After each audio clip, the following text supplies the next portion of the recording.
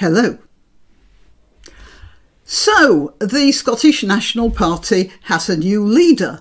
It's Humza Yousaf, and he won the gig. This is Humza Yousaf here, smiling in a very happy way. Look, I understand the dilemma posed by whoever in the SNP was actually going to have to vote for a leader. I mean, there was a real problem with the candidates. Let's take a look at them. In reverse order of likelihood, there's Ash Regan. Let's see, here we are, Ash Regan. Now, look, you can see what's wrong with her. She didn't like the gender self-ID bill that Sturgeon tried to push through Parliament. Let's see, I've got something to refresh your memories. The gender self-ID bill was as follows. The proposed legislation makes it much easier to change legal sex by removing the need for medical evidence. That means you can simply decide. You don't need a doctor to assess you.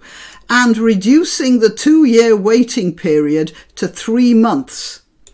It even extends sex swaps to 16-year-olds. So a 16-year-old could do that as well. Look, to be fair, a 6-year-old was supposed to have to wait for 6 months rather than 3 months.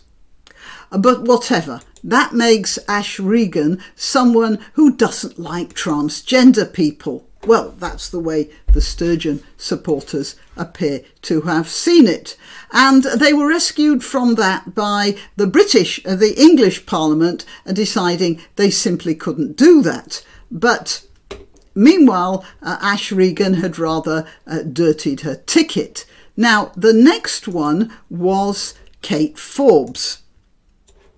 She belongs to a small and some might have said fundamentalist Christian group called the Free Church of Scotland, colloquially known as the Wee Frees. And I have something on them here, I think. Here we are. She has very strong ideas about gay marriage, sex outside marriage, and abortion.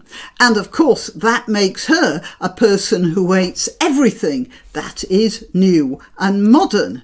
Now, Humza Yousaf, he's a different kettle of fish altogether, because he has a record of voting for anything that Nicola Sturgeon said he should vote for. The gender recognition bill, the notorious hate crime bill, which I think he cooked up. And that was a bill which not only made it illegal to hate speech about any protected group, but made it illegal to do that in your own home, like over the dinner table, so you could be shopped by your children and any random guest who happened to be sitting across the table from you. Well, so this is Humza Yousaf. So he doesn't hate anything because he's obviously very strongly against hate. Well, maybe that's not strictly true, because he does hate white people, of course.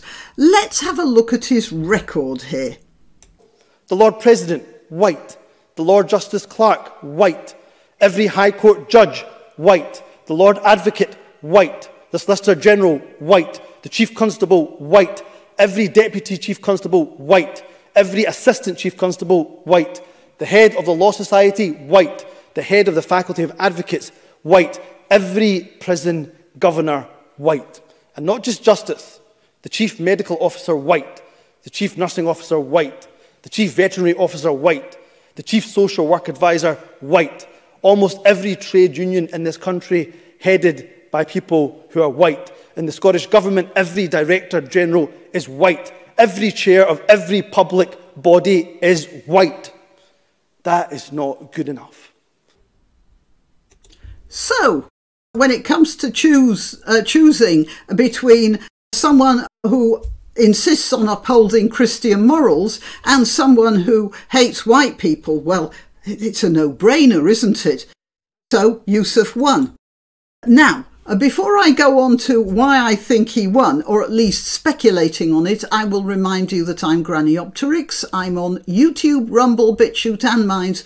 All the links are in the description.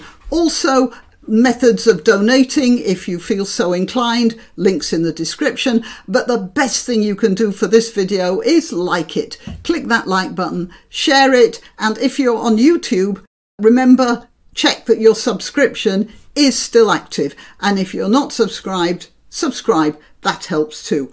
Right, so let's get on with one theory why the SNP might have chosen this guy, who is well known as one of the most incompetent ministers ever to sit in a ministerial seat. Look, the SNP, I think deep down, knows that it can't handle its own finances. Oh yes, there was a Telegraph article. I'll put it up here. I remember reading it and now I didn't prepare it. To be fair, it is the Telegraph, but something like 3/4 of the Scottish people think the SNP is going the wrong way. So the SNP knows that it can't handle its own finances. There's money going missing quite spectacularly recently. It can't handle social issues. Education is down the toilet. The health system, I've been told, has ground to a halt, and they can't even manage the awful drug problem that their country has developed. And so they've voted for a candidate who is the most incompetent, prejudiced and anti-Scottish candidate they could find, so they don't have to win.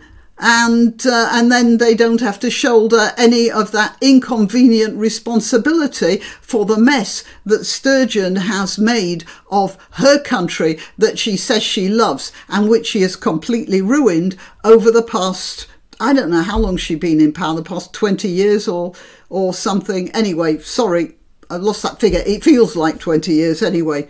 I'll try and find how long she's been in power and I'll put it up there. Right, well, yeah, that's it. They chose him because they don't want to win. Right, till next time. Why not treat yourself or a favoured relative or friend to these magnificent examples of merch? The mugs and t-shirts come in the Granniopteryx design or Granbo, with a firearm or the more deadly knitting needles. Go to www.granniopteryx.com and whatever platform you're watching this on, please click like, subscribe and share, share, share.